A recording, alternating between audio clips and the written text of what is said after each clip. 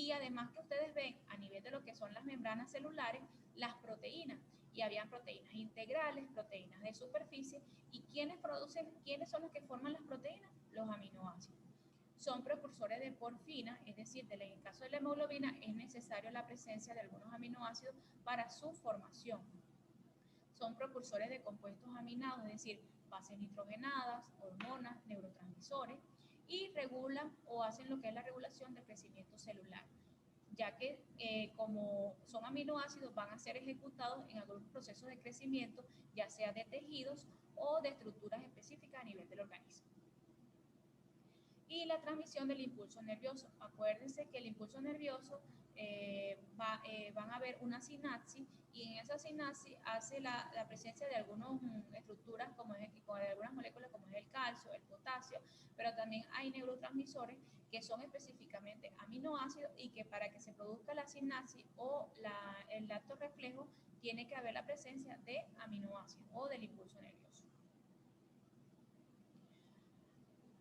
Cuando hablamos del aminoácido es importante recalcar que existe un científico que se llama Hermann Emil Fischer, y él hablaba de que existían unas proyecciones, las proyecciones de Fischer, en la cual usted puede ver a través de la imagen cómo un carbohidrato usted lo puede poner de manera lineal y representar sus estructuras a través de sus componentes.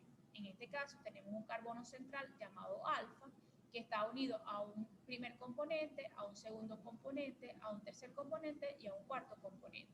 Que en este caso, ¿quiénes son?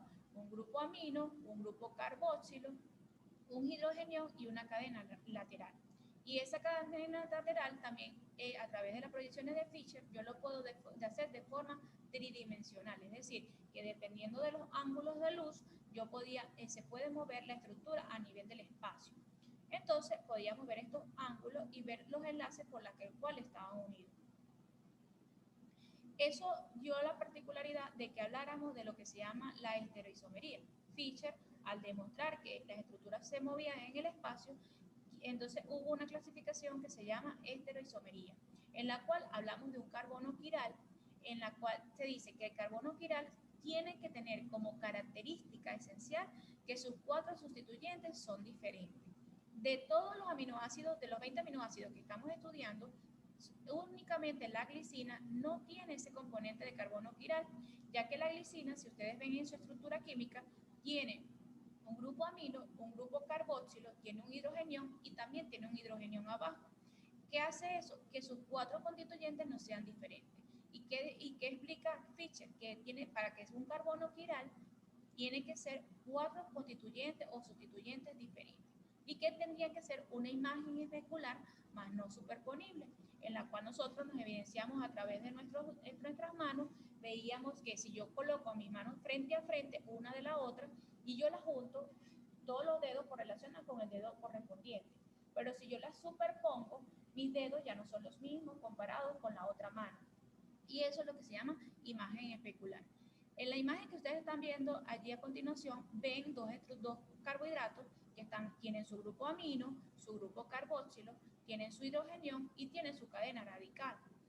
Si usted los coloca de frente, ven que tienen sus componentes, son iguales porque están de frente a frente, es decir, son imágenes especulares. Más no son superponibles porque si usted hace una proyección de esta imagen con la otra y la superpone, no están los mismos componentes, entonces eso hace que sean imágenes especulares más no superponibles y por lo tanto tengan una estereoisomería completamente que se llama carbono quiral. Solamente el único aminoácido de los 20 que tenemos, la glicina, no representa un carbono quiral, pero no por eso deja de ser un aminoácido.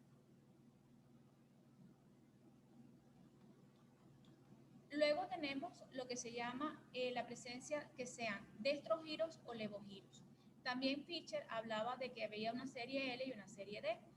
El que nosotros llamemos destrogiros o levogiros va a ser diagnosticado porque el hecho de que en una molécula de aminoácidos se le introduce un haz de luz hace que ella se mueva y se rote. Esa rotación hacia el lado derecho o hacia el lado izquierdo va a tener una simbología, y en este caso si se giran hacia la derecha va a tener el signo positivo, y si se giran hacia la izquierda va a ser el signo negativo. De que representen la serie L o la serie D va a depender de quién, va a depender específicamente de la presencia del grupo amino del lado derecho o del lado izquierdo. Si está del lado derecho el grupo amino, en este caso usted está viendo la alanina, si está del lado izquierdo se va a llamar de la serie L, si está del lado derecho va a ser llamado de la serie D. Entonces, destrogiro o levogiro tiene que ver con el haz de luz, cuando se penetra y rota, y eso va a hacer que sean positivos o negativos. Y la serie L y la serie D tiene que ver con la presencia del grupo amino. Si está hacia la izquierda se va a llamar de la serie L, si está hacia la derecha se va a llamar de la serie D. Ambas series pueden ser positivas o negativas porque no infiere en el grupo amino, sino en la presencia del haz de luz. ¿Cuáles son las propiedades de los aminoácidos? Tienen un carácter ácido-base. Ustedes vieron la clase de agua y allí les explicaban que el agua tenía la capacidad de disociarse, pero también les hablaba de que existía lo que se llama la escala del pH, en la cual iba del 1 al 14, y que íbamos a tener un pH neutro que representaba entre 7.20 y 7.35.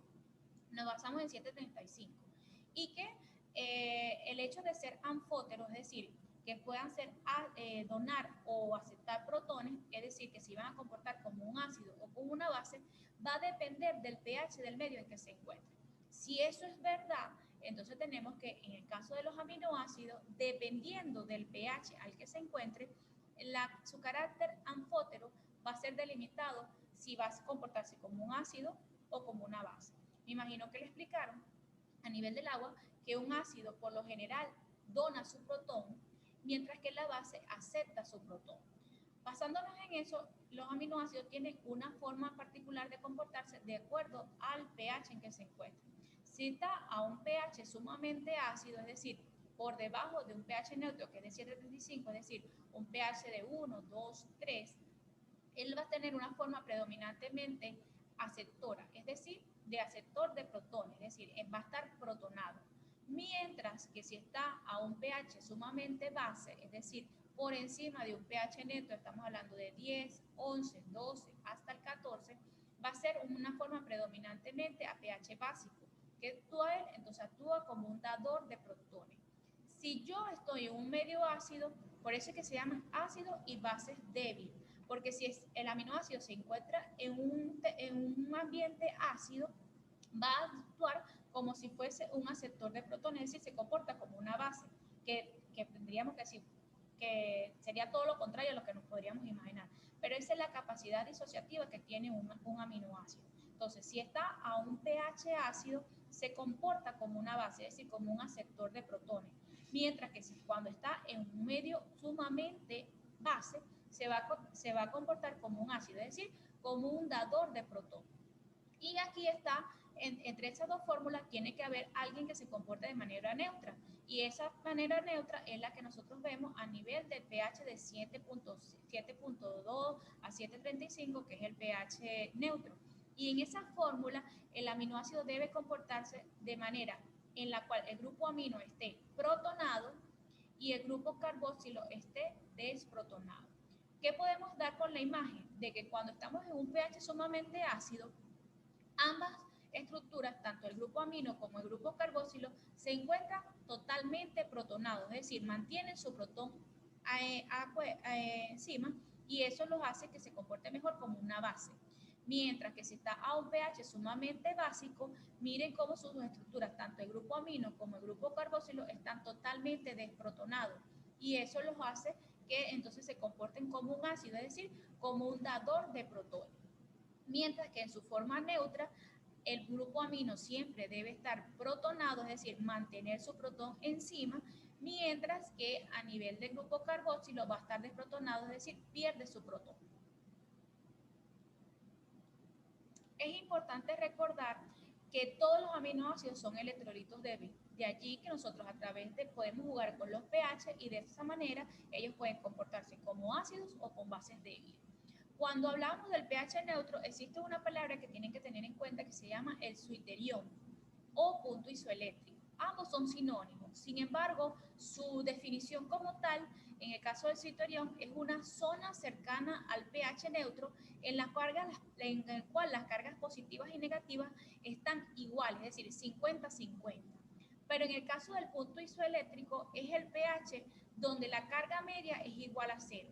Usted podría decirme que en el caso son sinónimos, pero en su definición es que nosotros hablamos de citerión cuando vemos que tanto las mismas cargas del grupo amino como del grupo carboxilo están 50-50. Mientras que en el caso del punto isoeléctrico yo puedo tener una fórmula molecular, que más adelante se las hablaré, pero vamos a buscar específicamente en qué parte o en qué punto del pH, de la escala del pH del 1 a 14, mi carga media va a ser igual a 0. Entonces, podemos decir que es un sinónimo, sin embargo, ellos desde el punto de vista de definición son diferentes. Cuando vemos los aminoácidos se encuentran en 3 categorías, de acuerdo a sus grupos ionizables, es decir, pueden ser monoamino, monocarboxílico, que quiere decir que solamente tiene un grupo amino y un grupo carboxilo. Pueden ser monoamino dicarboxílico, es decir, un solo amino, pero tienen 2 carboxilos. O puede ser monocarboxílico, es decir, un solo carboxilo, pero pueden ser diamino, es decir, que tienen 2 compuestos de 2 compuestos de amino. Y eso es entendible, porque cuando ustedes vieron la clasificación según su grupo radical, podrían hacer bases o ácidos, y eso le da la particularidad de que ellos pueden ser monoamino dicarboxílicos si están representados por el grupo ácido, o monoamino diamino, que quiere decir que hay más de un grupo de aminos que se encuentran en su estructura. Por eso es que ellos pueden ser de 3 categorías. ¿Cómo se saca el punto isoeléctrico? Fácil. A través de la ecuación que en agua se les dio, que es la ecuación de Henderson-Hasselbalch, esa se aplica a cada uno de los grupos ionizables. En el caso de los aminoácidos que tengan 2 grupos ionizables, vamos a tener en cuenta siempre los valores de pK, en la cual se dice que es el pH en la cual la carga neta total es nula, ¿verdad? Le habíamos dicho que era el punto isoeléctrico. En este caso, tiene una fórmula que se llama el punto isoeléctrico es igual al pK1 más pK2 entre 2. Cuando usted saca esta ecuación, va a tener un resultado y ese va a ser mi punto isoeléctrico, es decir, donde mi pH en la cual la carga neta total es nula para ese aminoácido correspondiente. Vamos a empezar a hacer el ejercicio. ¿Cómo lo hace? Aquí tenemos en la categoría de neutros los que son los aminoácidos ácidos y lo que son las bases.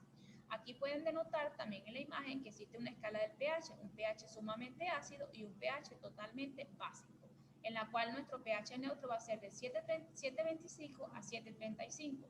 Cuando un aminoácido es neutro, es decir, no tiene carga, en este caso yo les había dicho que en el pH muy ácido y en el pH muy básico, en el caso del pH ácido, ellos se iban a comportar que tenían que estar todos totalmente protonados, ambas estructuras, es decir, mi grupo amino y mi grupo carboxilo. Vieron cómo en el caso de los neutros, de los ácidos y las bases, se mantiene esa conjetura de que mi grupo amino y mi grupo carboxilo están totalmente protonados a un pH ácido, comportándose entonces como una base. Pero si vemos que cuando terminamos la escala a un pH muy básico, es decir, un pH de 10, 12, 13 y 14, nuestro aminoácido correspondiente deben terminar todos totalmente desprotonados y se cumple la ley en cuanto a los neutros, a los ácidos y a la base, en la cual vemos su grupo amino y su grupo carboxilo totalmente desprotonados. Pero ¿qué pasa cuando tenemos unos aminoácidos neutros? Tenemos 2 grupos que son ionizables. En este caso, en el ejemplo, vemos el NH3 y el COOH. Y tenemos nuestro radical y nuestro grupo hidrogenio. Cuando yo empiezo a un pH muy ácido, él está en su forma protonada. Pero cuando yo empiezo a agregarle hidrogeniones a la solución y empiezo a aumentar el pH, a un pH neutro o a un pH fisiológico, él debe, el primero en desprotonarse va a ser mi grupo carboxilo. ¿Por qué? Porque ustedes en agua les dijeron que el grupo ácido siempre es fundador de protón y él ante la primera manifestación siempre cede su protón. mientras que el grupo amino siempre acepta su protón y él, para